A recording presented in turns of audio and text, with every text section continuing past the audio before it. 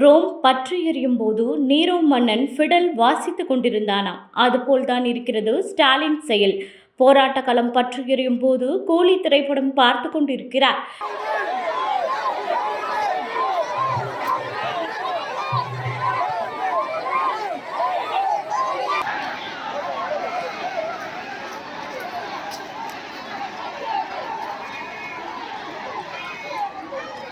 சென்னை மாநகராட்சியின் ரிப்பன் மாளிகை முன்பு 13 நாட்களாக பணி நிரந்தரம் மற்றும் தனியார் மயமாக்கலுக்கு எதிராக அமைதியாக போராடிய தூய்மை பணியாளர்கள் திமுக அரசின் உத்தரவின் பேரில் நள்ளிரவில் காவல்துறையினரால் மிக கொடூரமாக அடித்து துன்புறுத்தப்பட்டு கைது செய்யப்பட்டனர்.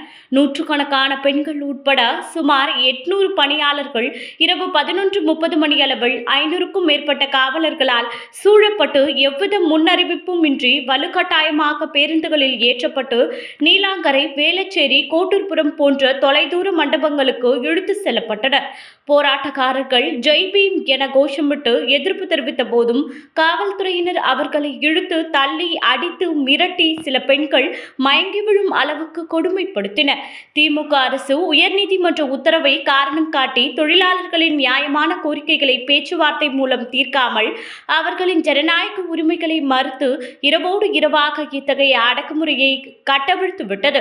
மாநகராட்சி ஆணையர் மற்றும் மேயர் ஆர். பிரியாவின் பேச்சுவார்த்தைகள் தோல்வியடைந்த பின்னரும் முதலமைச்சர் மு. க. ஸ்டாலின் இப்பிரச்சனையில் தலையிடாமல் பணியாளர்களின் வாழ்வாதாரத்தை புறக்கணித்து தனியார் நிறுவனங்களுக்கு ஆதரவாக செயல்பட்டது திமுக அரசின் தொழிலாளர் விரோத போக்கை வெளிப்படுத்துகிறது.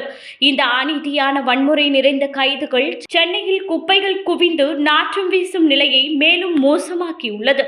ஆனால் திமுக அரசு மக்களின் நலனை விட அதிகாரத்தை பயன்படுத்தி எதிர்ப்பை ஒடுக்குவதிலேயே குறியாக உள்ளது.